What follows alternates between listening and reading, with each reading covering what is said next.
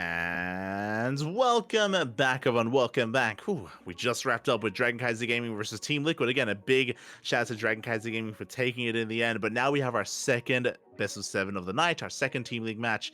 It is going to be ONSYDE versus PSISTORM. And look at that stacked lineup. We got Maru versus Spirit. We have Mindo VK versus Solar. And at the end of the night, we have MaxPax versus Ryung, the Tunitaran, as well. Here we go. Maru popping off so close to 1000 ELO. Oh my god. Maru, he is the highest ranked player in WTL. He has surpassed several. And he is looking to go to the moon. And on his journey to the moon, he has a TVT against Spirit. Here we go. Spirit, of course, a very powerful player in his own right. He's one of the best Terrans in all of Europe. I would say he's top 2. Some would say top 3 in Europe, but I would stand by a top 2 Terran in Europe, and we'll see if he can make some magic happen. Here we go. In the bottom right-hand corner of Oceanborn, we have Maru for ONSYDE. And in the top left, we have his opponent. We have for PSISTORM Gaming, Spirit. And if you're in the chat, predictions, I believe, are soon to close, so get your predictions going. Place your bets on how you think this TVT will unfold. We already had one TVT earlier, and it was a banger. It was beautiful. Once the ball got rolling, it did not stop, and we'll see if that continues to be the case. Again, Spirit, he can be a bit of a more slower, methodical player in TVT. Maru being taking the more active role, and we'll see if that continues to be the case. We'll see if that is the case here in this best of 2. Here we go. Maru more ELO than Cyril. Absurdity. I mean, it's because Cyril's been losing. He's been dropping more games. Initially at the start of the season, Cyril had a higher ELO than Maru, but over the course of the season, Cyril has been dropping maps. He's been dropping games to a lot of players.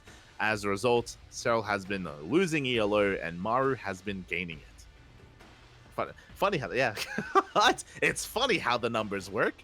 They go up and down depending on performance. It's crazy. It's crazy.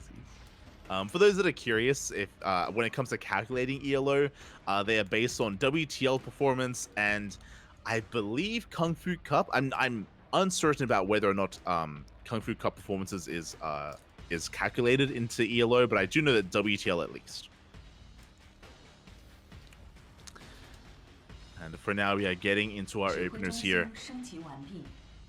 Again, so far we have a Rax Expand out of Spirits, going for a more economic opener. Meanwhile, Maru goes for a double gas instead, going for something a lot more aggressive. Going for a faster factory. So that's kind of what we assumed would be occurring here earlier, where again, we have something much more aggressive here from our Korean Terran, something a little bit more economic out of our European Terran instead. And we'll see how this does unfold. Now Reaper's going to be dipping in. Maru getting a read on what exactly the opener was. Does confirm the timing of the factory, so he's aware that his opponent did go for a faster CC. And Maru is going to be looking to be in his face as best he can. Reapers are moving out.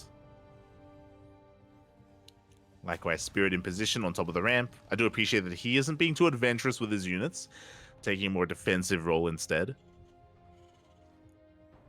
Maru looking for a way in, looking for any damage. Hellions are coming out to reinforce. Cyclone is not too far behind. Bearing in mind as well that even though Maru did go for a later expansion, because Maru has map control, because of the faster gases and the faster factory, it means that Maru can get his CC on location, and with that he could maybe try and catch up, maybe start mining that natural base a lot faster compared to that of Spirit, as Spirit still has to float on down.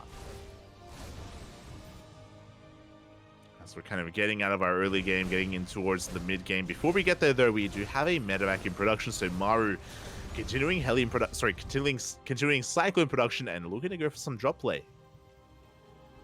Looking to harass, looking to try to get into the bases here of his opponent. We'll see if he can.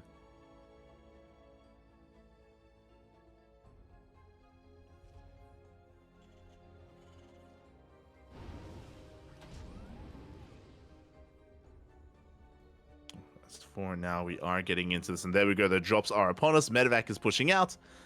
We have our Marines, Reapers on the ground.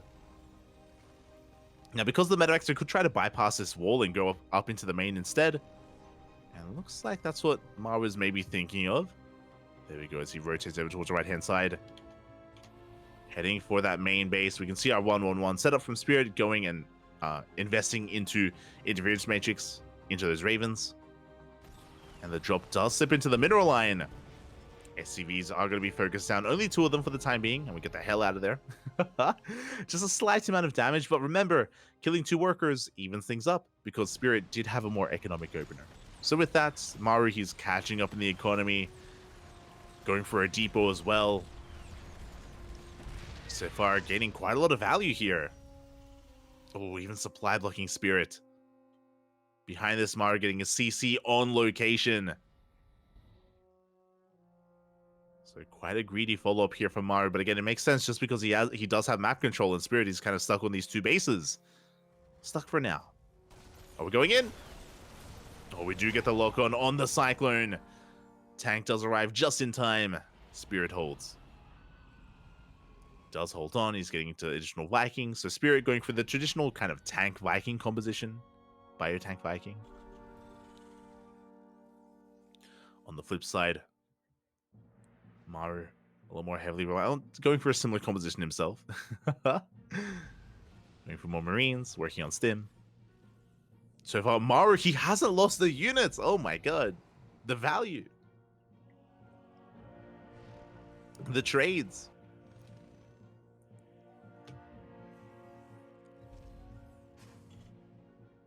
Trades here have been impressive.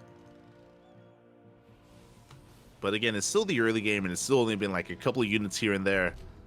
Nothing major yet. Spirit, he's looking to hunt down those drops.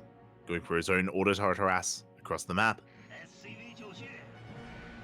And we are settling into this.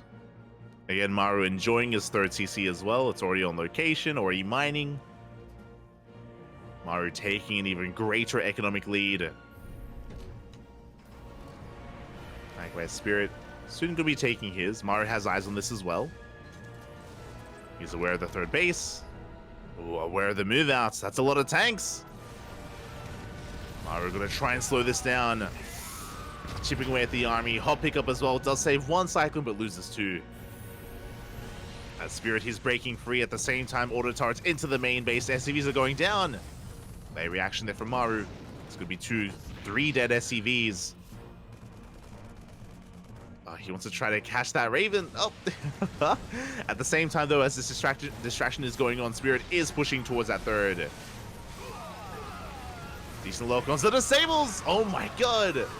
The Disables are insane, and Maru, he's just swallowing Spirit up. There's nothing here. There's nothing left. Every tank is going to go down. That's the entire army of Spirit gone. And Maru can counterattack. If he did, his goal would be to deny the 3rd base. For now, the Raven is keeping him back at home. Ooh. Buying some time, getting some SCVs.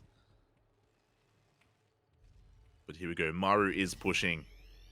And Spirit, he is in trouble. He's down to half the army supply of his opponent. We do have 2 tanks in position. A couple of Marines, a couple of Vikings. Spirit, he needs to make his stand here and now.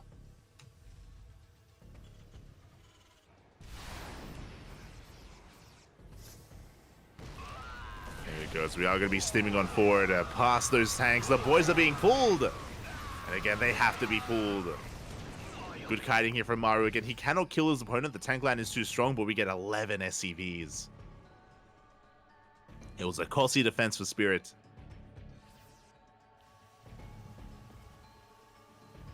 Behind this is getting into the rest of his production.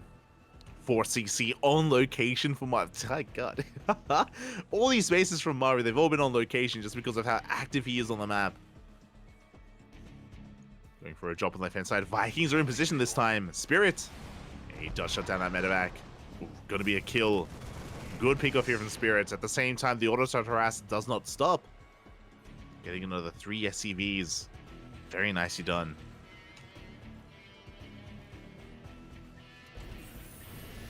Spirit, he is fighting back. He's still on at a deficit. He's still down in workers and down in army, but he's getting these small wins in here and there, slowly adding up over time. Maru's still being very active. He's already got 1-1, 2-2s on the way. Spirit quite far behind here in his own upgrades. His upgrades are a little bit disjointed.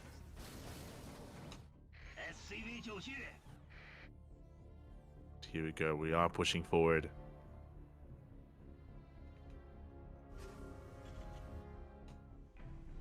Scan's going to be thrown down. Maru, like, he doesn't have to push in. Like, he knows that he's ahead economically. Like, he can just calm things down. Built up his forces. Look to shut down any drop play. The Raven coming back in. Oh my god. This Raven.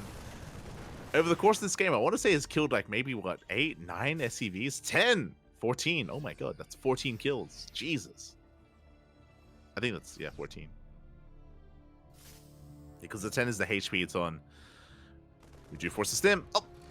Ooh, and finally the Raven goes down. Finally Maru can focus on his push. Likewise, so is Spirit. It is 4 CCs on the way, forcing a siege. The SCVs! The SCVs are exposed. 7 go down. Maru getting ready for a drop on the right-hand side. He does drag these Vikings a bit out of position. And we're going straight for the 3rd CC. There are no tanks here. Workers are going down, even more of them.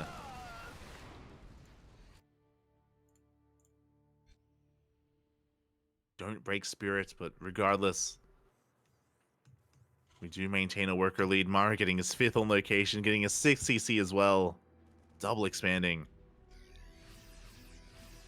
And Maru, he's just been all over Spirit from the start of the game. From the beginning of all of this. There we go, double drop into that natural. No sensor tower in position. There are some reinforcements though, so this drop actually isn't really going to achieve too much. Does distract the army. At the same time, we got the 1-2 punch. We have the army on the right-hand side for Maru pushing in. There is a tank though. Do we care? We dive right on top of the tank. Tank goes down, bunker as well. Maru does siege. And he's looking to take control of this 3rd base. So far, good movement. He's going to have to back off, though. SCVs are falling. At the same time, Spirit trying to go for some lib harass. We stim in. Oof. It's a brutal stim from Maru, but he's losing SCVs back at home. SCVs are going down. Oh, it does barely get the lib. And Maru will retreat. And again, as the dust settles, things are actually pretty close. Things are pretty close between the players. Sure, Spirit, he may be down in workers and down in bases, but overall, he's keeping up, and overall, Spirit is also keeping up when it comes to the army as well. The quality of the army is what's a little bit concerning. Maru is up in upgrades. He's got 3-3 on the way and +2 vehicle weapons as well. Meanwhile, Spirit's still working on +1 vehicle weapons and still working on 2-2. So he's down a set of upgrades, and no, he gets out positioned! Oh my god. Maru somehow, someway, he finds a way, he catches a tank, it gets into the mineral line. 13 dead SCVs, and we go for the orbital as well. It burns down. Not like this. A big blow to the economy of Spirit. At the same time, Maru, he's within range of the 4th base. Likewise, Spirit, he's going for his own counterattack though. Triple drop into the main. One full medevac goes down, but he does unload the rest. And Spirit, he's sending everything through the center of the map. I love this because Spirit, he does have a comparable army.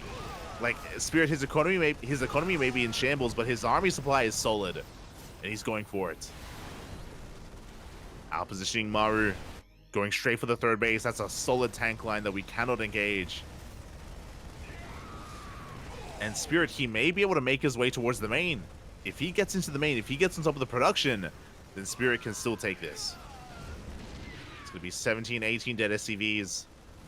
Oh, Maru setting up for a surround even. Tanks are getting within range. But Spirit, he gets the tanks. Ooh. Takes down 3 of them. But Spirit, he loses almost all of his Marines.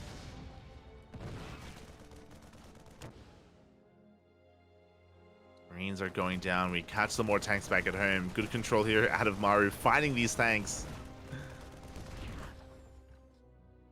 Likewise, we've got that one Marine in the main base going ham. Maru's turning back around. He wants to collapse on these tanks. Again, there's very little to support them. A handful of Marines and mainly Vikings. But the tanks, they're getting within range. Boys are being pulled. Oh my god, so many tank shots going to be going off, but we dive on the army. The Vikings land, which means we can drop on the tanks, and Spirit is being cleaned up. Everything is going down, and this is all that Spirit had. His army supply plummets. He did kill some workers, is technically ahead in the worker count, but Maru has so many more bases. It was a bit of a Hail Mary play for Spirit. He's scanning, he gets eyes on the bases of his opponent. Tanks are sieging. Big tank shot's going to be going off. Yeah, and Spirit's once again being cleaned up. This is all he has left here. Just a handful of reinforcements. GG gets called, and Maru will take game number 1. GG. Again, in basically almost full control of that entire game. Maru just containing his opponent, expanding freely, going for constant drop play, picking up SCVs, Marines, tanks, wherever he could. Really nice play there out of Maru, and eventually forcing Spirit all in. And that all in was terrifying. It was a scary push from Spirit. He had a very high tank count. Vikings went through right the center of the map. Just an all-in move there out of Spirit, and achieved quite a lot. Did well for himself, but he was running out of steam. He had no way to reinforce, no way to support that army, and eventually he got cleaned up. Eventually, Maru did shut him down, and with that, Maru takes game 1, and it's going to be on Spirit to pick game 2. Where are we going? Where are we headed here? It is, of course, loser's pick. It's going to be Spirit's map of choice. And based on his playstyle, I imagine we want a larger map. I imagine Alcyone is on the table. I wouldn't go as far as to say Radisson Station, but there it is. Alcyone is going to be up next. It makes sense. Based on Spirit's playstyle, if he's the kind of player that wants to just like get up to 4 or 5 bases securely, you know, get into a stable mid game, be able to defend against all these drop plays and get into a stable setup, this is the map to go for. It screams Spirit. And we'll see how Maru adapts to the map. We'll see if he slows things down and goes for a more economic style, or if he ramps up the aggression and finds damage anyway, even if the map works against him. Here we go.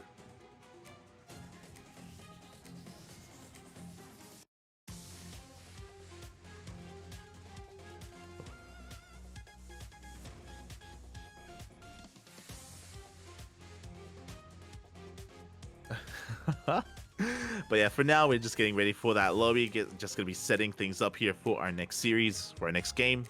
Again, still this is our first best of 2 of this Team League match. And here we go, we're loading on in. And in the bottom left-hand corner of Alcyone, we have the South Korean Terran player. It is Maru for ONSYDE. And in the top right, we have for PSISTORM Gaming, Spirit.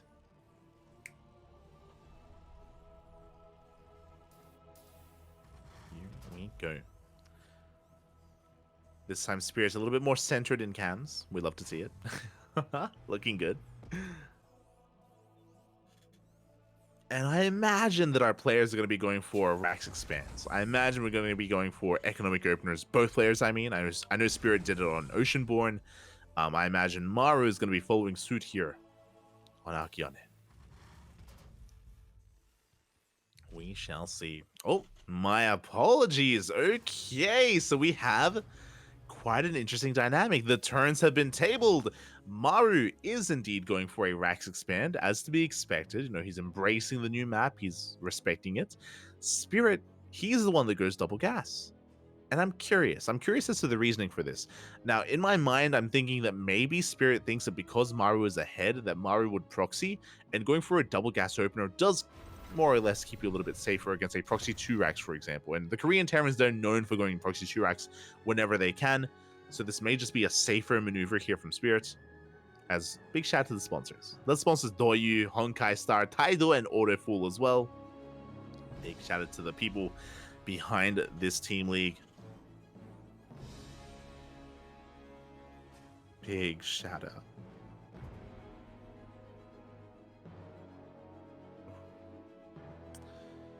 And yeah, with that, we are going to be settling into this. Settling into our game. Okay, my eyes are more or less going to be on Spirit here to see what he's able to accomplish with his opener. Getting into his factory.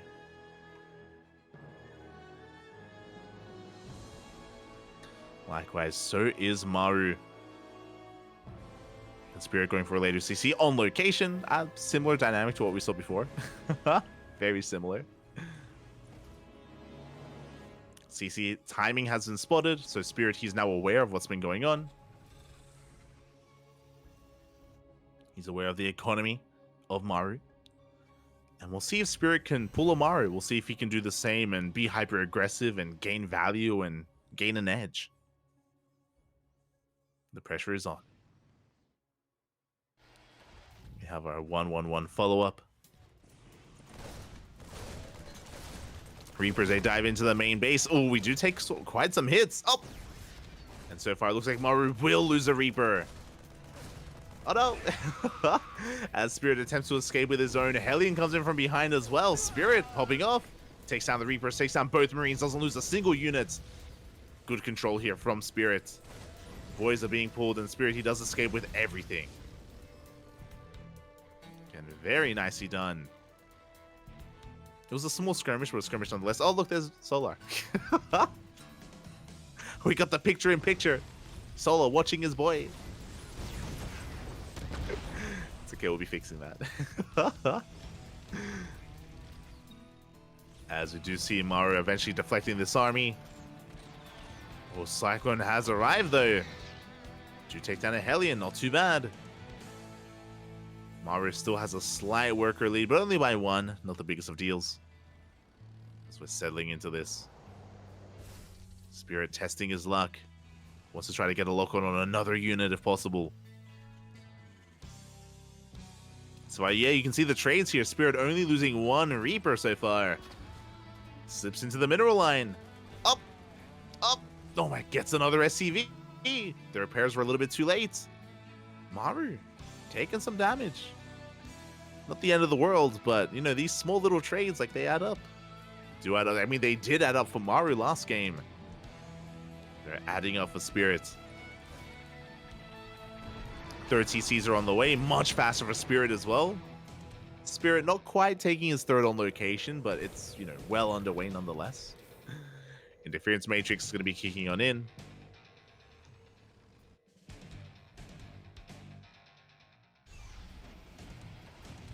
We see additional Raxes on the way. We have our 3-1-1 setup here from Spirit.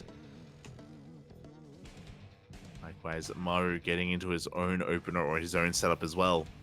I think it's going to be settling down. We had, again, a little bit of a dynamic start, but things will be calming down from here. As both players get into their third bases. Double eBays on the way. Third TCs, which is already done here for Spirit. It's going to be landing on location. Far faster than that of Maru. Maru, he's aware. He did see the timing of that CC. He saw the progression on it. So he's aware. Can't quite do anything about it yet. But at least he knows that he can focus on his production and his upgrades. And we are now getting into the mid-game. You can see the economic advantage here for Spirit as well. Big part of that, third base. Now, as amazing as these economic advantages have been here for Spirit, it still will come down to positional play. Positional play of the players, tanks, Vikings, Marine dives, drop play. And we're about to get into that. Again, it's been a slower start, but I promise things are soon to ramp up. It also makes sense that it's going to be a slower start just because of the map. We spoke about it, but this is a big reason, I'm sure, why Spirit chose Alcyone, just because he would have more breathing room, a more stable setup, an easier 4 and even 5 base setup as well.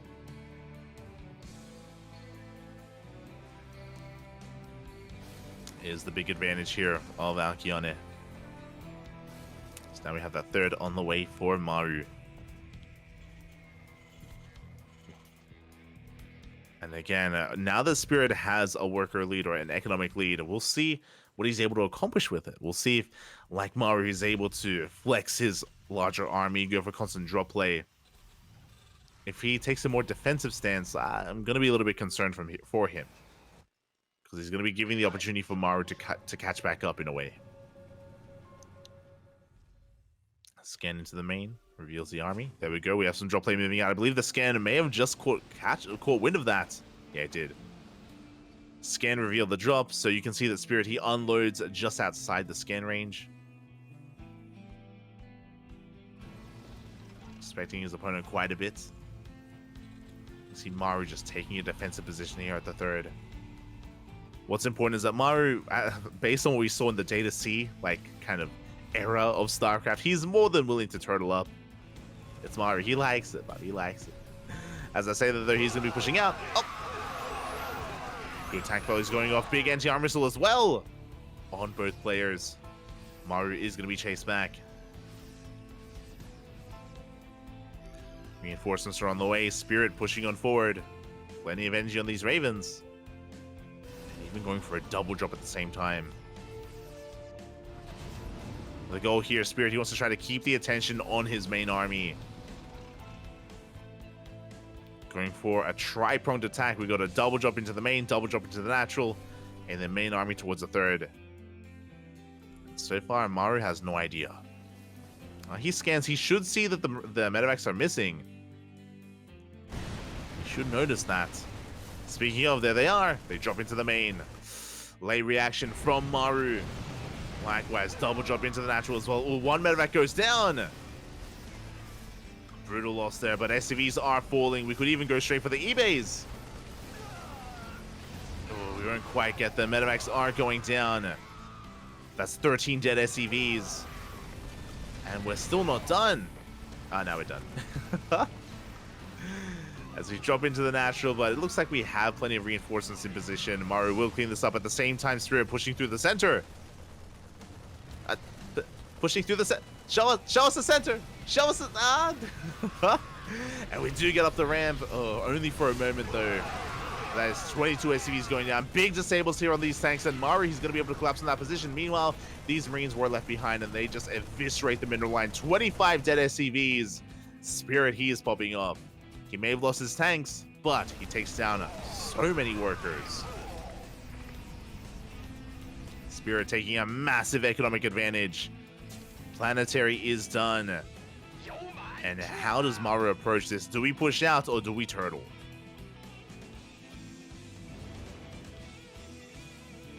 Spirit, he is not slowing down, going for a doom drop towards the main.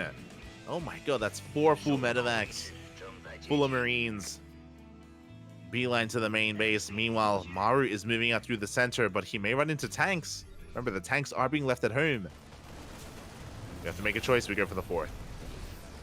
We're going for the 4th base, not the main. Oh, that's going to be a kill. Oh my god, that's barely going to be a kill. Spirit taking a rough trade with his Marines, but he did take down the 4th, containing Maru to 3 bases. And Spirit, he is snowballing out of control. Again, Maru, he wanted to gain some MMR. Maru, he wanted to break into that 1k range, but Spirit is here to deny him. Oh boy.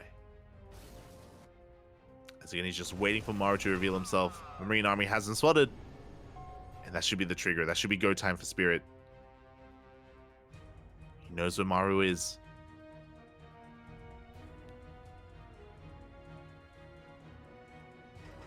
So far, his army unfazed. It looks like he just wants to deny the 4th, but there we go. Now he's pushing in. Can he pull this off? We get some big disables here on these tanks. Yeah, Spirit is getting in position at the same time. The double drop is going to be denied. Big disables here on the tanks of Spirit, though. And Maru, he's going to clean that up. Oh, SCVs are going down. At the same time, Maru getting some worker damage done across the map as well. Spirit has maxed out. Now, if Maru, if he's able to take some amazing fights, then he can turn this around. Not impossible in TVT. But so far, Spirit has been doing so damn well. Again, just keeping the pressure on. He's building up a bank. I would love for him to move out now. I'm concerned if he waits a little bit too long. I'm concerned. As we do have 3-3 on the way. Maru once again up in vehicle weapon upgrades. Spirit is taking another base. Because Spirit is being so passive here, Maru is maxing out. And that concerns me. Spirit, though, at least he's taking up into a fusion core and 2 more starports. So he's taking up towards Liberators. Refining his army. Again, Maru is closing the gap in supply. He's catching up in those 2-2 upgrades.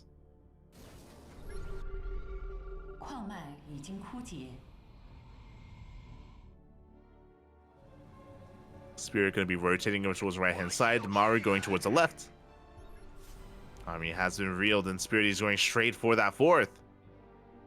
So far, Maru in position.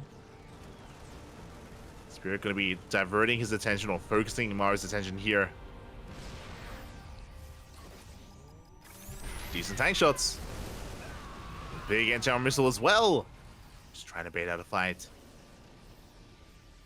He won't get it. He won't take the bait. Spirit, he backs off. He respects the anti-armor missile. He's working on lib range. 2 more. Oh, that's going to be 5 starports for Spirit. He already had 3. Likewise, Maru also getting into mass Raven even. Getting into his own starports as well. Making 2 Ravens at a time. So what's scary is that even though Spirit has 3-3, it's not really about the Marines anymore. Or soon it's not going to be. Soon it's going to be about the air control.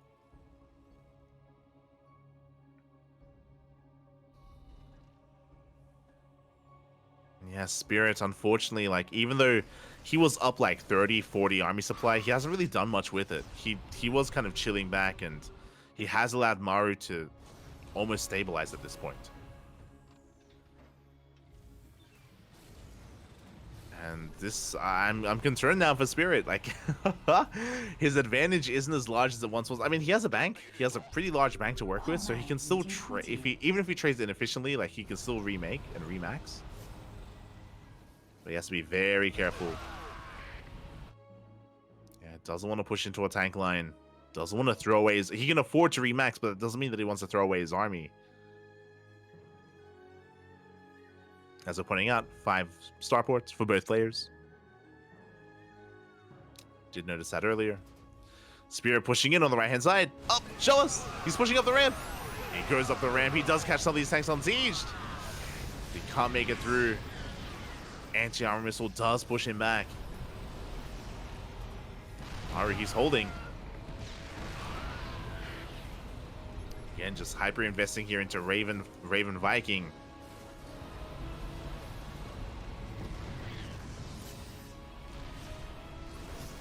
Spirit likewise making 9 Vikings at a time. He's aware that it's all about the air now. All about the air control. All about the battle in the sky. This is like late game TVT. Like, it starts off with all about like tank, like bio tank. But as the game progresses, it's all about air control. Clutch on siege.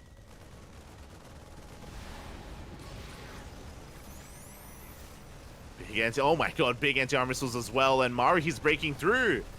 Goes for a big counterattack. He gets a cancel on a CC, getting on top of some of the production. The starports are on the front lines.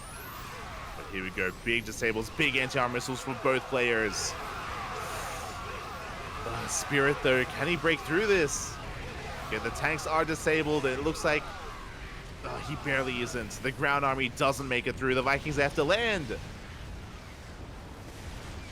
Vikings land, but we're going to be losing so many of them. Nah, Spirit, he has enough. He does have enough in the end. He does hold on. And remember, Spirit, he had a bank to burn through. Maru didn't. Despite that, supplies looking similar. Spirit remaxing. And he still has plenty of minerals and gas. Maru keeping up. Again, it was a close fight. In the end, Spirit did lose a couple too many Vikings. We're looking at the unit type here. Maru up heavily in tanks. Up in tanks, up in Vikings, up in Ravens. The Raven count was reset. Ooh, that's brutal. Spirit, he needs to recognize that, and we can't see the production tab, but hopefully Spirit is remaking those Ravens. Oh, he's going into libs. He made a wave of 7 libs. Not bad. It is a way to gain control of the ground. So even though Spirit has less tanks, because of all these liberators, he can, of course, you know, supplement that with libs instead of tanks. Is arguably better. Meanwhile, Maru doubling down on Raven production. Ghoster on the way. Yamato here from Spirit. He's thinking about that ultra late game of of BCV PC.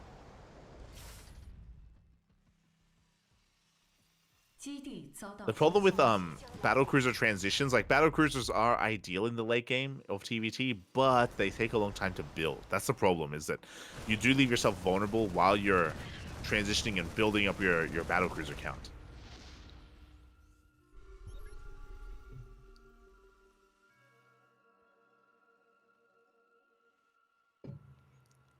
As scans are thrown down, players trying to keep their eye on each other.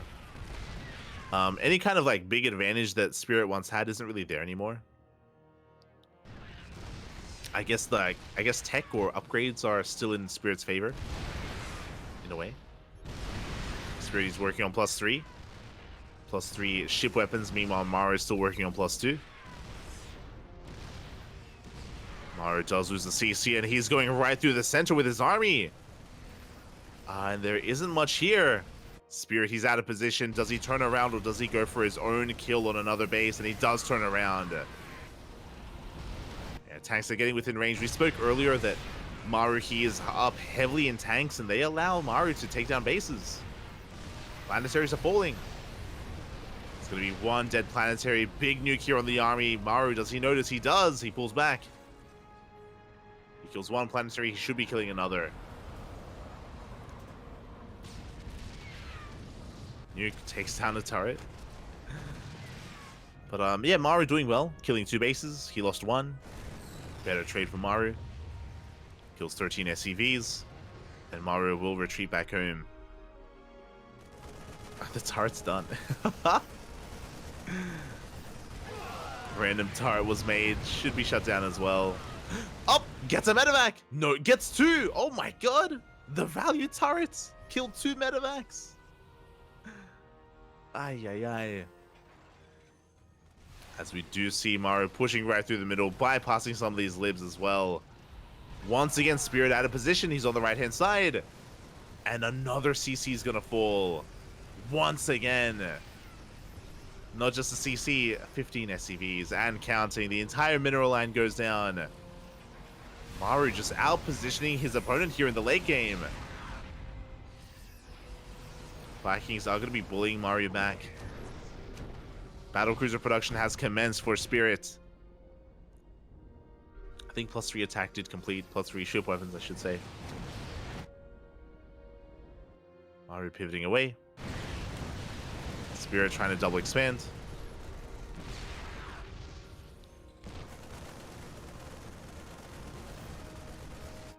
Again, throwing down this ring of turrets, doing well. How many battlecruisers do we have? I think we have 3. We're working on the 3rd. Not too sure where Spirit is banking them up. Liberators bullying back the ground army of Maru. Maru technically now with a better bank. But Viking-wise, I believe Spirit does have the edge. A massive edge. He's got it all. It's a lot of Vikings. Meanwhile, Maru, instead of going Viking, he went for a Raven-heavy composition. He said, no, the BC goes down to the turrets. Oh my god, a big misstep there from Spirit. First battlecruiser goes down. Another 2 bases fall as well. Spirit, he cannot contest against this army. Not with pure Viking. Once again, losing CCs. Maru Not letting up. Anti-armor missile does connect. That is going to be giving Maru some time. He just keeps rotating back and forth, repositioning, looking for another CC that he just keeps on killing. But now it looks like finally Maru's going to be rotating over towards the right-hand side where the fresh mining bases are for Spirit. Maru's looking to shut down some of these bases, and we'll see if he can. We'll see if Spirit can keep up this time. He'll be scanning ahead of time. Liberator's sieging in the middle. But Maru, he just goes straight for the edge. He catches some of these turrets, catches some tanks as well. He's going straight for the planetary, and once again, Spirit is one step behind.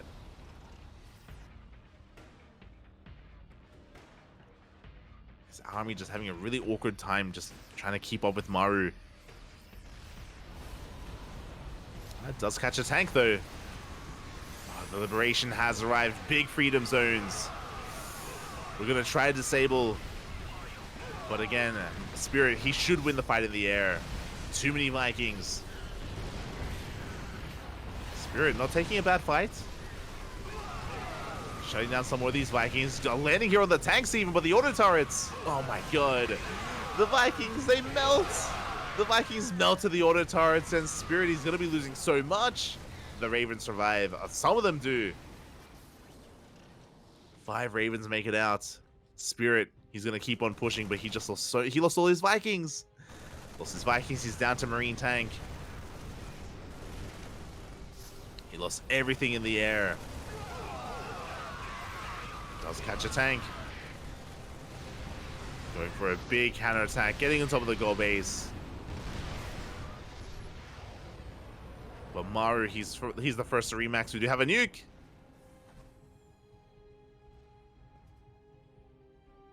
Did have a nuke. It was on the way the Ghost went down. Ghost was within range of the tanks. Ghost did die. We're going to be dropping across the map, getting on top of the goal base once again. Denying mining. Maru, he doesn't want to throw away this army, but he's pulling Spirit back home.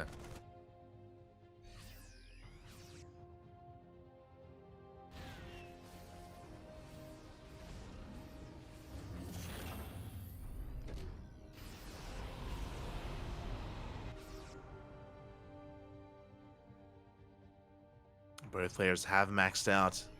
Maru, he's got the better bank. I would love to see the units tab, actually. I do. We're looking at upgrades, but...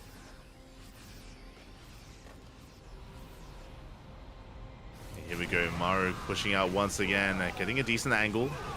Planetary going to try and hold on, and actually the Planetary should go down. The repairs... The repairs are gonna be enough. No shot. The Planetary lives. Takes down all the Marines. Planetary OP, Papi, OP. As we're able to get a clutch repair with those mules. Now Maru, he can focus on his push. And it looks like he's going straight for that Planetary. And hey, he's the one now with BCs. The battle cruisers have arrived. And because we lost so many Vikings, like, what's the answer to the BC? Big Yamatos, 3 tanks go down, and Maru, he has the better army. He's collapsing on the Planetary on the right-hand side. He's within range of the CC. Goal base goes down. Big anti-armor missile as well. The Sables aren't too bad, but GG gets called. Spirit doesn't have enough, and Maru, the comeback was real. He was up against the wall. Maru had a terrible start, but he claws his way back in the late game. GG, Maru, he takes the 2-0. Oh my god, that was crazy. GG again. It was, remember, it was a really short. There was a time in this game. There was a time when Spirit was up, I want to say 50 supply. Like he was up, like he was pulling apart his opponent. He was getting so much damage done. It was impressive, the drop play from Spirit. And then, if you remember, there was a time when he, after that, backed off. He backed off, and even though he was like mass expanding and working on his upgrades, he gave Maru breathing room. He allowed Maru to max out. And even though Maru may not have had a bank, Maru, he was able to outposition and outtrade Spirit. Despite being out on a economic deficit, Maru just played the hell out of that game. GG, well played. Whew, Maru takes it, and with that, we're going to be going on a short break. Up next, Solar versus Mindo VK. See you soon.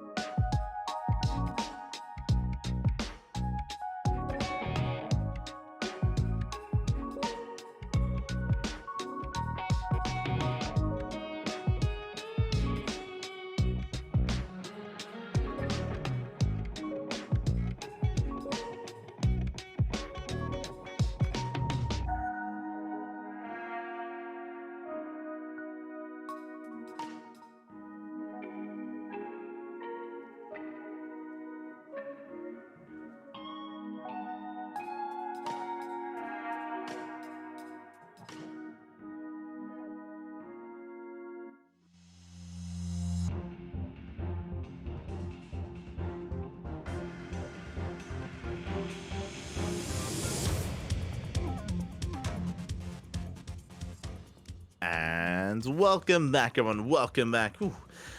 God, that was an intense TVT, an intense back and forth as well. I mean, again, even though Mario did take it 2-0, big shout out to Spirit for actually gaining a lead in that TVT as well in game number 2, and at times being ahead. So it was impressive that Spirit was able to pull that off at least, but wasn't able to close it out in the end. Meanwhile, we have our next matchup. I believe this is the first time Mindo VK is playing for PSISTORM Gaming in WTL. Fun fact, that is why his ELO is at 500. And here we go in the top right-hand corner for Team ONSYDE. It is Solar. And in the bottom left, we have his opponent. We have the red Protoss for PSISTORM Gaming, Mindo VK. But again, by default, once you spawn in or once you debut in WTL, your ELO is at a flat and stable 500. 500 ELO, which is Mindo VK's ELO at the moment. Then it goes up and down from there. And yeah, as a result, I'm curious to see how he does. For those wondering, Geralt is unavailable. Usually the lineup for PSISTORM Gaming, it's pretty stable and secure. It's usually Spirit, MaxPax, and Geralt. That's kind of their A roster, their S roster, their first lineup. But it looks like Geralt is unavailable, so Mindo VK is going to be stepping in instead. Another Protoss player. Mindo VK has been doing relatively well for himself. We have been able to cast him quite a lot during Sparkling Tunic Cups, and Mindo VK has been doing, has been performing and improving over the course of the last year of play, which is amazing to see. I feel like for a long time, Mindo VK, he was in the middle of the pack, but more recently, he has been distinguishing himself that much more. But it's still going to be an uphill battle. Solar coming in as the clear favorite, and the pressure suddenly is on Mindo VK, because if he takes a 2-0 loss here, that's going to be it. That's going to be game for ONSYDE. So Mindo VK, he needs to take this. He needs to win at least a game to pass the torch to MaxPax and give MaxPax a chance, as MaxPax will be playing after this best of 2. But again, MaxPax, he can't do it on his own. He needs his team to step up as well. And for now, we do have a Hatch Gas Pool opener from our Zerg player from Solar.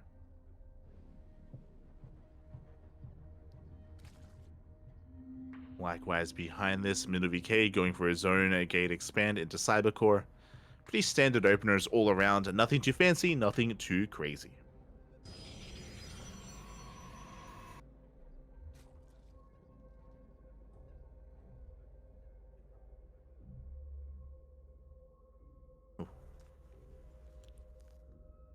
See in the chat, the game gave me a sour taste. I mean, again, like, it's one of those things where I do really appreciate that Spirit was able to get himself in a commanding position From there, though, that's where he did kind of struggle a little bit to really close it out, or as is being stated, even contain Maru to like a 3-base setup or even a 4-base setup, a 3-base setup most likely. Alas did slip through his fingers, and now again we're getting into our next game, into our next best of 2. So far we have our tech of choice is going to be a Stargate opener, is spotted by the Overlord, is spotted by the Ling as well. Do have confirmation, and it's going to be a Void Ray first. Interesting. Now, okay, we get to talk about Mindle a little bit. I'm excited. So Mindle VK, he's not the most standard of players. We have seen him actually rush into Skytoss at times.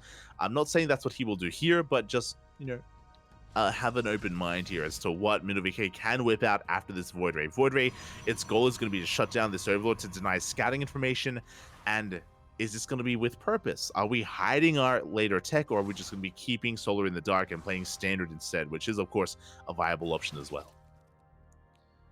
Overlord is going to be hunted down. We have an Oracle afterwards. And we're getting into our 3rd base. There we go. 3rd base is thrown down on time, on location. So far, everything is looking normal, but we'll see what the follow-up tech is going to be. We're going to see a Twilight Council alongside a Forge, a Robo, a 2nd Stargate. Yet to be determined. But now we have the 1st Oracle, 2nd Oracle, as well as a slight supply block, but only for a couple of seconds, as we are going to be moving on out. Likewise, Ling's going for their own counterattack as well. Going to be threatening that 3rd base. We do have our tech of choice. It's going to be a Twilight Council and a Forge.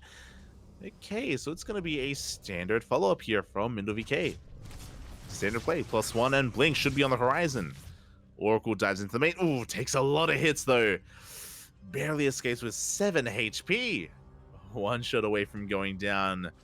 A little bit too adventurous, and is going to have to back off, regenerate those shields. Meanwhile, Solar, he's here on the front lines, again, looking for any kind of transferring workers.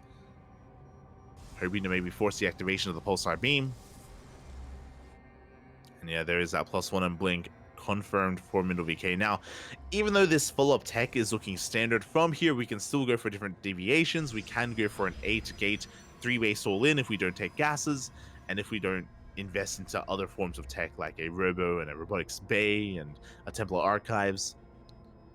So we'll see if Mindle VK does intend on spreading out his tech in a way and taking up even further. Well, now we're going to be keeping up.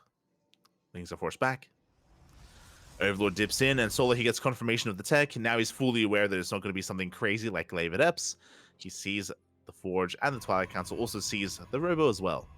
So Solar gets all the information he needs. Really good scout.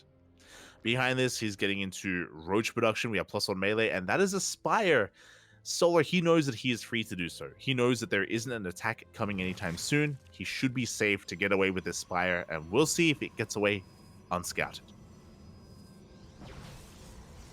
That is a bit of a gateway explosion. That's going to be 5 gates thrown down. Still no gases taken at the 3rd either. I'm curious. Very curious. I think that's what, 7 gates in total? It's quite a bit. But the surround! Ay. We get a full surround here on this army. The Stalkers go down. The Adepts as well. They were out of range of the shield battery. Big blow. And that will slow down the push, but the push is upon us. This is what I was curious about. Again, the gateway explosion for a good reason. We have the War Prism on the way. This is going to be hitting with +1 and Blink. Mindle VK is pushing out now. Pushing out with a pure Blink Stalker army. No Templar Archives, no Charge, no Robotics Bay, no other form of tech, just pure Blink Stalker. Here we go. And if Solar drones up too much, if he banks up his resources, which he is, there we go, 8 mutas are on the way. These mutas aren't going to help in the defense. In a way, they will. These mutas are going to be able to shut down the War Prism at least, if they're involved. Otherwise, they have to go for a counterattack, and Solar, he has to defend with his ground army. And here we go, we're pushing out. 3 more gates on the way. I think that's 10 gates, by the way, for Mindle VK. It is a 3-base all-in. 3-base all-in from the Protoss. Stalkers have arrived at doing a decent amount of damage to these Lings. And again, we need a ground army. We need to focus, hyperfixate here on Ling, Roach, Ravager. Wild's going to be zoning back the army. Muta's going for a big counterattack, but we have shield batteries. have shield batteries, we have stack defense. The Mutas, they do get into the natural. Probes are going down. And this is crucial because, sure, MinoVK may be all in, but like that means his workers are that much more crucial. He doesn't have a lot of workers to begin with, and he needs to sustain his warp-ins. He needs to sustain this all in as probes are going down. We dive on the army. We get on top of the Ravagers. But it was an overextension. GG gets called. Big overextension. The Stalkers get shut down, and Solar takes game number 1. GG. Again, MinoVK, he was completely all in. It was all or nothing. He had nothing at home to defend. The Mutas got out of control. They crippled the economy, and MinoVK just could not sustain himself, could not keep the all in going. And with that, Solar takes game 1. He takes the first game. Oh boy, and now we're getting ready for game number 2. Again, PSISTORM Gaming, they're up against the wall right now. One more loss, and ONSYDE will take it. Game 2 is going to be on Oceanborn, a much smaller map actually. So I'm feeling more aggression. This could be for a Twilight Council opener. This could be for a Stargate into Void Ray into Twilight Council after that as well, which I wouldn't be opposed to. I would love that actually. Just because he went Void Ray first in game 1, if he goes Void Ray first in game 2 and actually goes straight into a Twilight Council, I would love the idea of just playing with the perception and playing with the series and trying to set up and luring your opponent into a false sense of security. But we'll see. We'll see what MinoVK decides as we're getting into that game.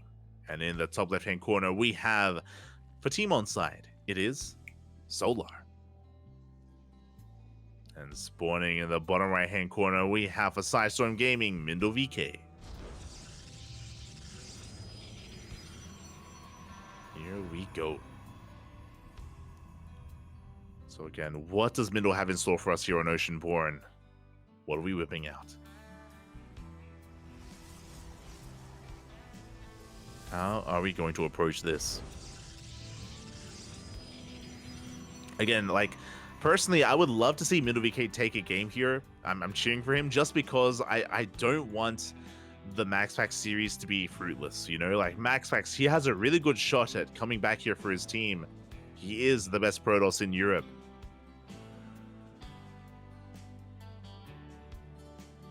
We'll see if we can get that. As so far, we do see MinoVK coming in for a probe scout. Getting an eye here on the production on the opener. Again, hatch gas pool, standard opener here out of Solar. MinoVK does confirm that. He's going to be a little bit annoying, trying to force some inefficient mining here from Solar as well. As MinoVK goes for a gate expand into the cyber core. So everything's looking as it should. No early gases, no Roche Rush, no 2-gate opener from MinoVK.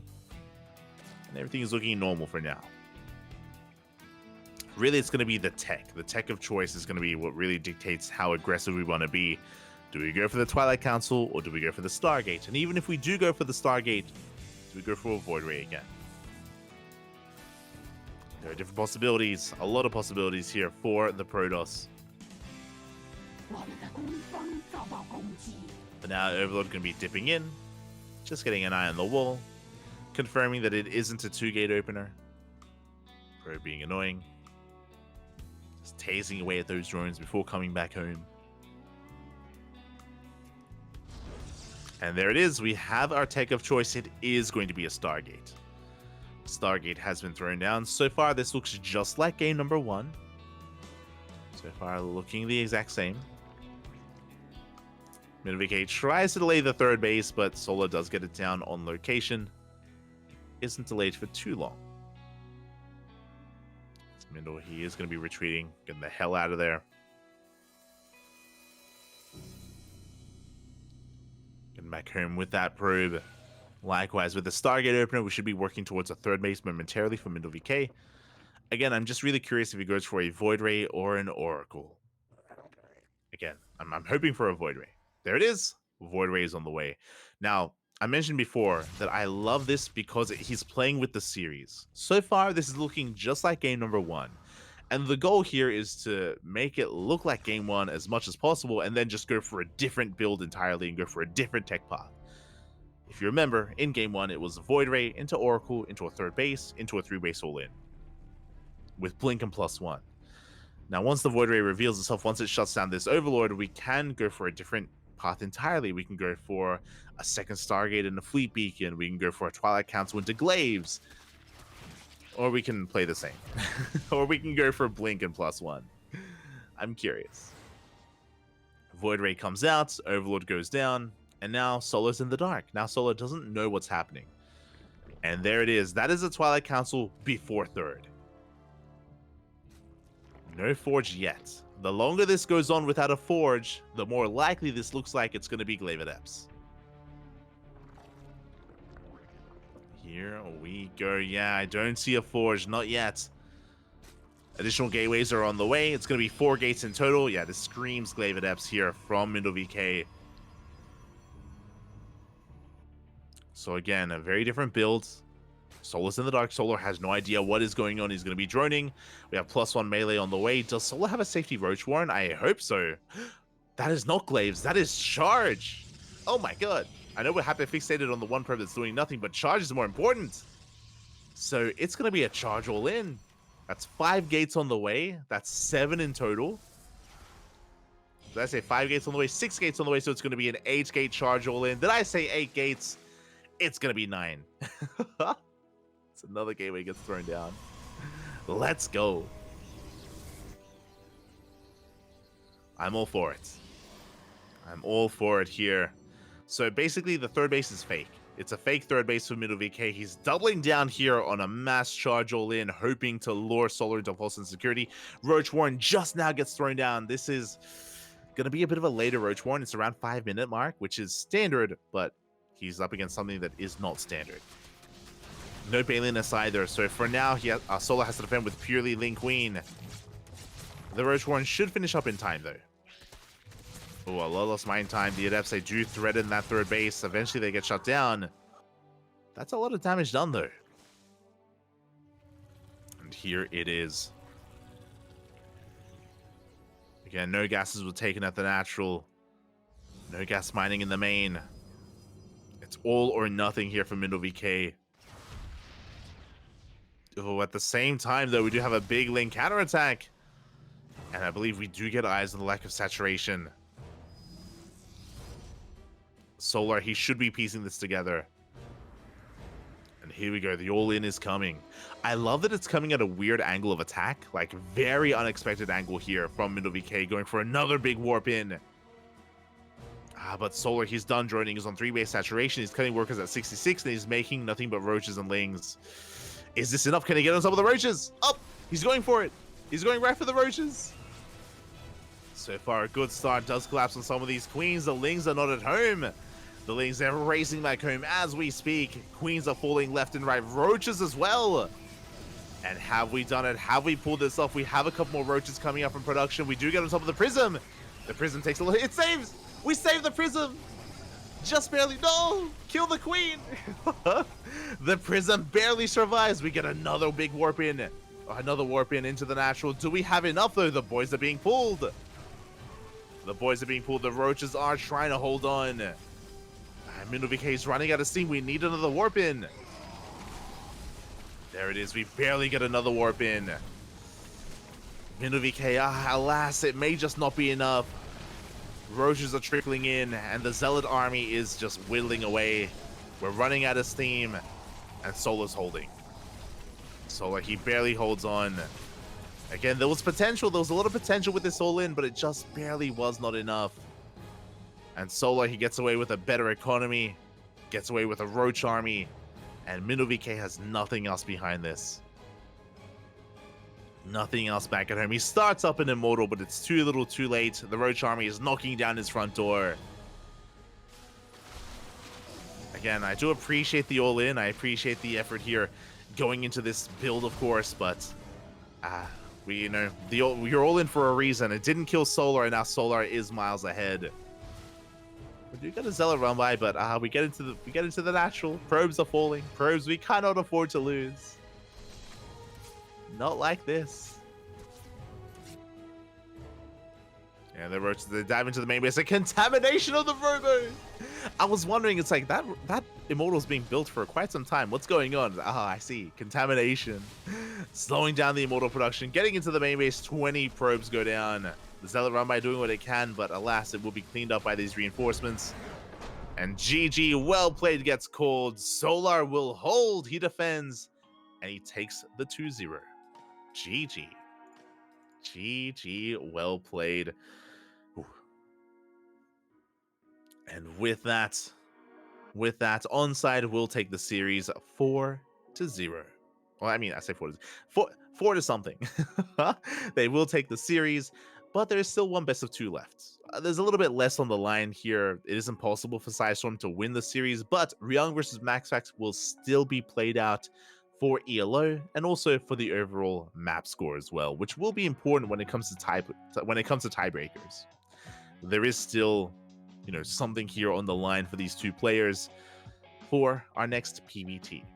Going to be going on a short break, very short break. When we return, we'll have our next best of 2, our final best of 2 of the night. See you soon.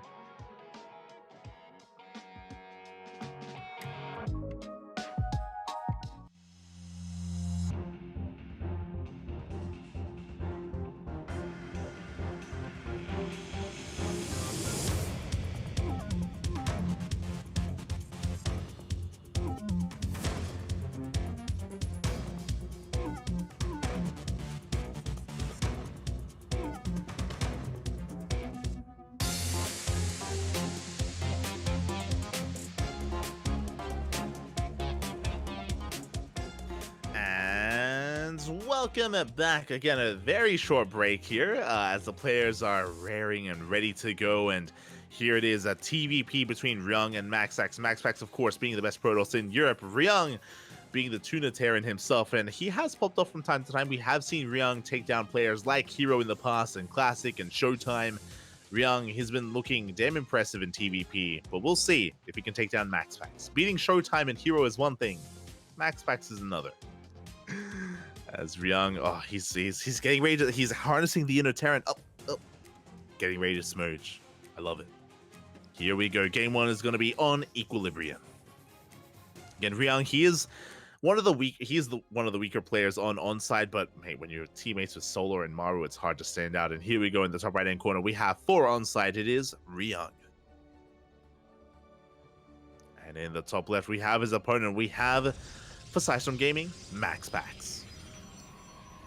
The ace player for PSISTORM. This is the best chance for PSISTORM Gaming to put some points on the board, to fight back in some way and stop the 6-0. We'll see if he can pull it off. We'll see what Ryung has in store for us as well. Again, a big fan of Ryung.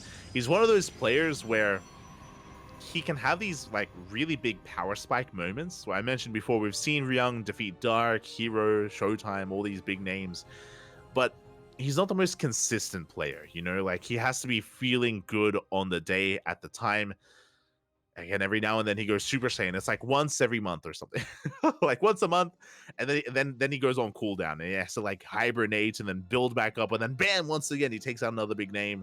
Then he has to go back to bed. And he has to hibernate again. So we'll see. We'll see if this is going to be one of those moments. We'll see if he can pop off. For now, Probe is going to be threatening that main, going to be diving in, getting a full scout. We do see an economic opener out of Ryung. It's going to be a Rax Expand. Should be throwing down that CC momentarily. Meanwhile, MaxFax, going for a Zealot first. It looks like he has identified the economic opener of Ryung, and MaxFax wants to try to punish it. Oh my god! Going straight for the gold! And this is something that you can pull off in PvT. We've seen a lot of Protoss players take the gold base on Equilibrium, very similar to Royal Blood last season. Royal Blood was another one of those maps where Protoss players, if they go for an opener, a tech path to gain map control, they can get away with taking these gold bases, and it can be very difficult for the Terrans to really deny them and really punish them. Yeah, we saw it a lot on Royal Blood. We're seeing it here on Equilibrium. Do love to see it. Here we go. So far, Ryung, he hasn't scouted. He has not spotted that gold base. He is in the dark. He checks. He sees a lack of natural. Reaper is on the way. Was about to check the gold, but does pull back. Again, the Zealot is on the way, and I'm sure Ryung, his attention is on shutting down that Zealot, making sure that his CC on location gets up and running without too much issue. And that does mean that MaxPax is getting away with the gold. Meanwhile, behind this, we have our tech of choice. We have our, build of choice for Ryung. It's Racks Expand into a 3 Racks. We have a 3 Racks build here from Ryung, building up his bio army. Meanwhile, MaxPax goes for a Stargate. Okay, so we got a Stargate opener against a 3 Racks. This is ideal for Ryung, by the way. Especially considering the natural bases are or the bases of MaxPax are split up. It's going to be very difficult to defend both his gold and his main at the same time. He's going to have to pick and choose. Likewise, Ryung can pick and choose where he attacks. As he scouts with his Reaper, he does get eyes on the gold. He's going to threaten it for a moment, but the shield battery is finishing up. Reaper should be hunted down by the Adept. Yeah, the Reaper will fall, but at least Ryung is aware. Meanwhile, that Zealot and Adept, they're still wreaking havoc. They're still getting damage done, forcing a lot of lost mining time here from Ryung. Eventually, he will take control of his natural. Eventually, he'll be able to mine, but for now, he is going to be stuck behind this. Oh, and interesting. Okay, so MaxPax went for a Stargate opener, but he's not going into Phoenixes. He goes Oracle, then into a Twilight Council. This should be for Blink. This should be for a Blink transition. Now, Blink is going to be delayed, but it is going to be a much more effective tool to use to defend against the 3 Racks. So I'm not opposed to it. It's just a bit of a shame that it wasn't a Twilight Council opener to begin with, so it's a little bit less than ideal. As Stim and Combat Shields are on the way, Oracle dives into the main base, going straight for the mineral line. 1 SCV, 2 SCVs go down. We don't quite get a third, but we get a full scout of the main, and we have eyes on all of the production. We see the 3 Racks. We are aware. And there it is, Blink is in production. Again, so usually you don't get Blink after a Stargate opener just because Phoenixes and Stalkers have a similar role. But because MaxPax saw what he was up against, he goes for the Oracle, doesn't make any Phoenixes, and goes into Blink. A little bit of a later Blink, but again, Blink Stalkers will be more effective defensively against this army. As we do need to slow it down, we do need to chip away at it before it gets across the map. Again, Blink is on the way. Forward for +1. MaxPax taking a third base, taking full advantage of his economic boost because of the gold. Rushing into that third. Oracle does get eyes on the army. Should be seeing a gateway explosion momentarily as well to make use of all those minerals. And interesting, so Ryung, he isn't hitting his initial 3 Racks timing. What I mean by that is usually you move out and hit a Stim timing. You move out with your Marines and Marauders, you do move out with Stim. Looks like Ryung, because of all the damage he sustained, because of how delayed his mining was at his natural, he's going to be chilling back at home and he's waiting for his medevacs. He's going for his factory, Starport's on the way, we should be seeing an add-on swap, and once the medevacs arrive, then Ryung can be active. Oh, Blink isn't done, he catches a Stalker. Not bad. Does get 1 Stalker, did force a Stim though. And that Starport still in production. Still on the way. Without those medevacs, every Stim counts. And yo, we blink into the main. Ryung, he doesn't see. No, he doesn't see, he doesn't know. And the Marauders are being focused down. It looks like we do have enough in position though. Ryung, he bullies this back. Whew. That could have been terrifying. That could have been terrible. That could have been awful for Ryung. He does establish his main, does force back the army. You see MaxPax trying to pick off Marines if possible. Goes for the Revelation.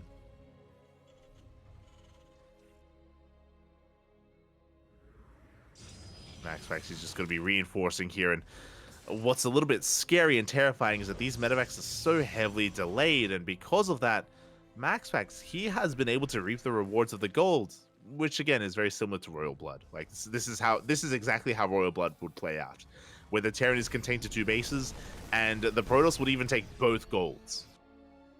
Here it's a little bit more difficult to take both gold bases, but we'll see if MaxPax does try it out. As that probe is going to be skirting around the edge of the map.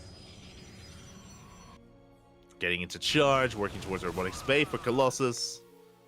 MaxPax again just in full control of Equilibrium. And this may just be a 2-base all-in from Ryung. Like, he's just been building up back at home. He's going for a double drop, but he may just pull the boys. Like, he is so far behind. He's got 2 bases to the 4 of MaxPax. Behind economically, I should emphasize. The army supplies are still pretty similar. Good Blinks be coming from behind!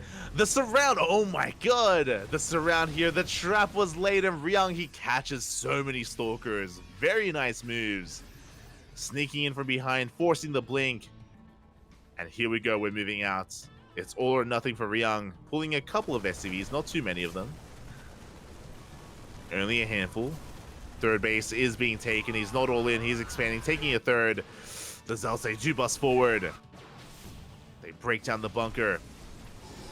But we have enough reinforcements, we should clean this up. Should, hopefully. As Ryung is focusing on his attack. Widow Mines have been borrowed. Clutch on borrow as well. Not wasting those shots. But Max Packs are just reinforcing across the map, going for another big Zealot warp in. And Ryung, he turns back around. He comes back home. He's trying to take his own gold.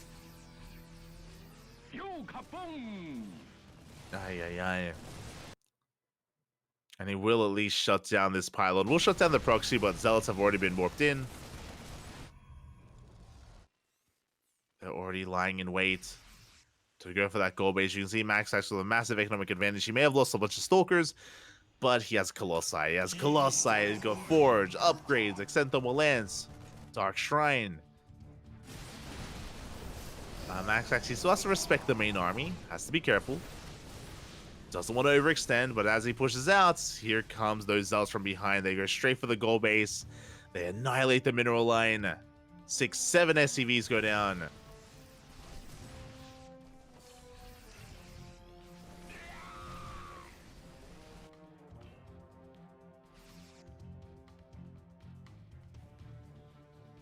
And with that, Max Packs is going to back off. Again, Ryung had to race back home to defend. It looks like some of the buffering is back, unfortunately, but we'll get through it. We'll get through it here in the end. As again, you can see the Colossi just keeping up with the movement of Ryung. Max Packs, he's up heavily in those workers. Up almost 20 workers compared to Ryung. Ryung still has an impressive army. But the Zealot roundbys, they just continue. Oh, the mine shots. Decent mine shots go off, but again, we get into the middle line of Ryung, this time in position.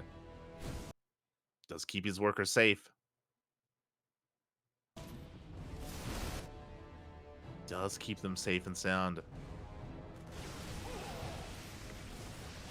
So we go Max Packs pushing on the right-hand side, going straight for that CC.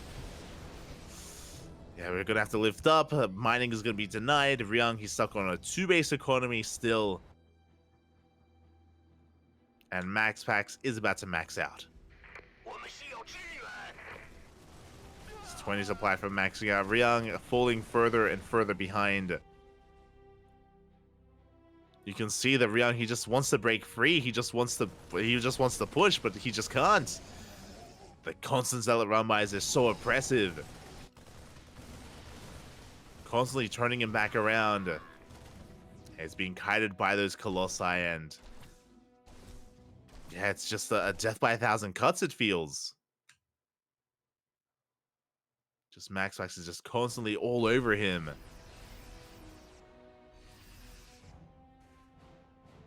And so we go, Ryung gonna try to establish that goal base once again. Maynarding over. The problem is that at this point an all-in isn't going to be good enough. Like, I think Ryung knows that. I think Ryung knows that he needs to try to stabilize and max out. That's going to be his best chance, but it's easier said than done. Much easier said than done. Oh, the DTs get caught. Keen eyes there out of Ryung. Clutch scan. Takes down the Dark Templar. Be headed towards the bases. Here we go, the army's going to be engaging. Nova goes off. Decent connection, and yeah, Max Packs from here, he can just collapse on this army. Another Nova going to be going off as well. Zoning back that army. And Ryung, he cannot compete with this. Not anymore. The backbone of Max Packs is just too strong, and Ryung, he melts.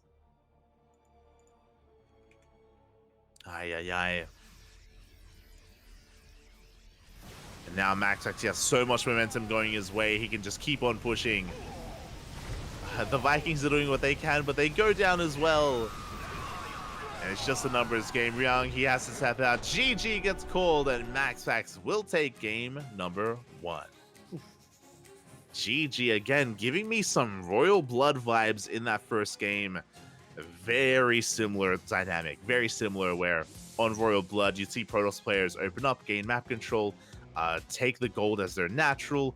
We would even see players like MaxPax and Hero as well take the second gold as their third, just take all the gold bases, and yeah, the Terran player would just not be able to punish, would not be able to break free, would not be able to do anything about it. So very powerful play there from MaxPax, and with that, we're getting into game 2. We're getting into Hecate. That is going to be Ryung's map of choice, which makes a lot of sense. Hecate, a lot more of a standard map. It's gonna be a lot more difficult for MaxPax to try to, again, take advantage of the economy and just snowball out of control. There should be more of a back and forth here. Much more of a back and forth for Ryung. And we'll see if he can fight back. We'll see if he can tie things up 1-1 and put a point on the board. Here we go. And that's why I vetoed this map. Oh god. Yeah, it can be brutal. It can be brutal, definitely. This is also the power of WTL. No vetoes, which is why we sometimes get these maps that we otherwise wouldn't see in these matchups, that are typically vetoed, whether it's Equilibrium or Golden Aura or even Radisson Station, which I appreciate. Like, personally, I appreciate the diversity. I appreciate that because of this format, you get to experience some of these maps that are otherwise inexperienced. And here we go. We're getting into this, and spawning in the top right-hand corner of Hecate, we have for ONSYDE, Ryung. And in the bottom left, we have his opponent for PSISTORM Gaming. It is MaxPax.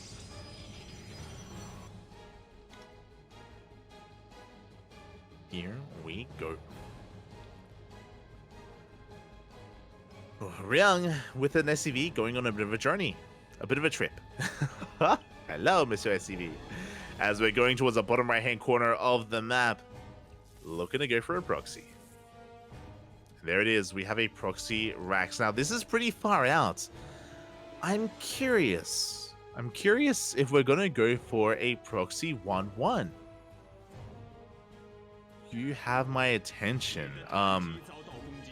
Okay, gases are being taken.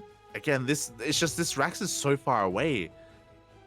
Second gas is on the way as well. Are we going for a factory back at home and a proxy factory across the map? Are we going double factory?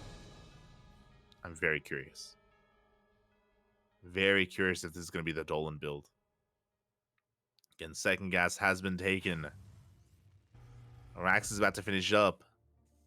Are we going for the proxy factory? Oh. So far, just going to be patrolling that SCV. Reaper is on the way. MaxPax patrolling the main base, getting an eye on everything here that's going on. You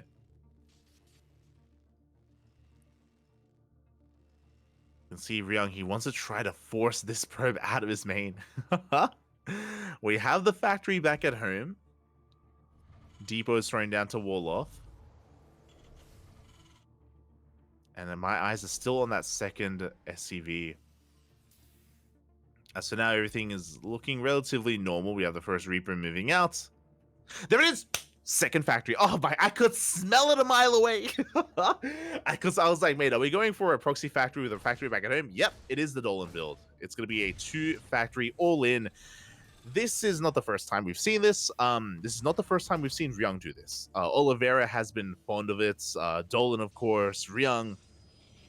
We can go one of two ways. We can either go mass Cyclone and just go for a mass Cyclone all-in, or we can make Cyclones and Hellions and go for an Armory and go for a Hellbat all-in. So I'm very curious. No, he's checking! No, MaxPax. Oh, he pulls back! Oh my god. MaxPax, he was about to come across that the Reaper distracts him and he does pull back. Let's go. Okay, which kind of variation? Are we going Cyclone or Hellion? Where are we going? Where are you taking us? As there it is, Cyclones are indeed on the way. So it is going to be 2 factory, 4 cyclones at a time. We're going to be pumping out 4 cyclones here. 4 after another. We're doubling down. Daddy Dolan is here in spirit. Yeah. It's beautiful, Bobby. It's beautiful. So obviously this is an all-in. It's very, very fragile all-in as well. If this gets scouted, then MaxPax he can defend. Now we have seen Trigger shut this down. We saw this a couple of weeks ago in WTL, Trigger versus Oliveira on Oceanborn, where Trigger walled off. As soon as he realized what was going on, he walled off at his natural. He built up a Stalker count, got into Immortals. We do have a defensive robo. Immortal production has commenced. This tells us that MaxPax is aware that something is wrong. He doesn't know what's coming, but he knows something is coming. And this safety Immortal is going to be massive for MaxPax. So a very wise choice here from MaxPax. Very aware that something is amiss. So really good game sense. But it's still going to come down to the engagement. Still going to come down to the positioning. Shield battery is done. Overcharge is going to be available. We'll see if Ryung can pull this off.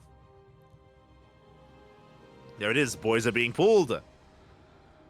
The boys, they're upon us. It's all or nothing here for Ryung. One way or another, the game will end. Either he kills MaxPax or he dies trying. And so far, MaxPax, he hasn't seen this. Not yet. There we go. Now he does. Stalker does reveal the Cyclones. At least 2 of them. The boys have been hidden. 1 Stalker goes down already. And here we go. The boys are now committing to the fight. Big lock-ons. 1 Cyclone goes down. The boys, they have to get involved, and we do kite very well here. Overcharges pop. We try to focus down the Immortal, but the juggling is too good. The Immortal is saved. But what about the Stalkers? The Stalkers are going down one after the other. There's 2 Stalkers left, 1 Stalker left, 1 Immortal remaining. That is all that does remain as we break into the natural base. And it looks like Ryung has done it. Again, really good movement here with his Cyclones. That 1 Immortal still alive, though. Oh, the juggling. Looking good. Probes are going down. Can we focus down those Cyclones in time? It looks like we will. Oh my god, there's 3 Cyclones left. Sorry, 4 Cyclones remaining. 3 Cyclones remaining. We have a second Immortal. Oh my god, MaxPax was almost broken. If MaxPax's control was any worse, if he had fumbled the ball and if he had lost one of those, that first Immortal, it would have been game. It would have been over. But he's chasing this back. He shuts down the Cyclones. MaxPax is holding. He cleans everything up. GG gets called, and MaxPax will take game number 2, and he will take the 2-0 just barely. Oh my god. The Immortal refused to die. Remember, he went, it was, I want to say, like 5 Cyclones against 1 Immortal, and MaxPax, he just kited his heart out, pulled back to his main base, had to pull the boys as well, and barely held on. GG. GG, well played. That was close. There's a world out there where maybe the War Prism gets focused down and Ryung wins that game, you know? It was so close, went down to the wire. GG, well played. MaxPax takes the 2-0, but a big shout out to ONSYDE. ONSYDE, they still win overall. Special shout out to PSISTORM Gaming and MaxPax for fighting back and making a series out of it. But with that, that is the conclusion of today's event. That is the conclusion of WTL tonight. WTL day number 2 in the books here. Really good matches overall. We had some amazing TVTs. We had an amazing ZVT to kick things off between Dark and Cure. If you missed out on the broadcast, if you missed out on the tournament, I highly recommend checking it out. A great day of StarCraft. And thank you so much, everyone, for tuning in. We apologize for some of the technical issues, a lot of the buffering. It did kind of ruin the PvP. Like, Skills versus Hero was very messy just because of the technical issues. So we do apologize for that. Really good games nonetheless, though. And yeah, hopefully these issues don't really affect us tomorrow. As tomorrow we're going to be live with day number 2. Again, 3 days of WTL. Friday, Saturday, and Sunday. We'll see you tomorrow. Otherwise, thank you so much for watching, everyone. Thank you so much for the support. You can follow us on YouTube. You can follow us on Twitter, Facebook. We're all over the place. Instagram, all things CranKy Duckling. And if you want some more CranKy Duckling action, we're going to be live in less than 24 hours. We're going to be live tomorrow, just before WTL. We're going to be live with Sparkling Tuna Cup. We have 2 broadcasts tomorrow. Sparkling Tuna Cup into World Team League. And it is going to be in 16 hours. In 16 hours time. So with that, thank you so much. Big shout out to Kura for handling the production. And we'll see you guys in 16 hours for some more StarCraft. Until then, thank you so much for watching. Thank you so much for the support. Enjoy the outro, and we'll see you guys next time. Hasta luego.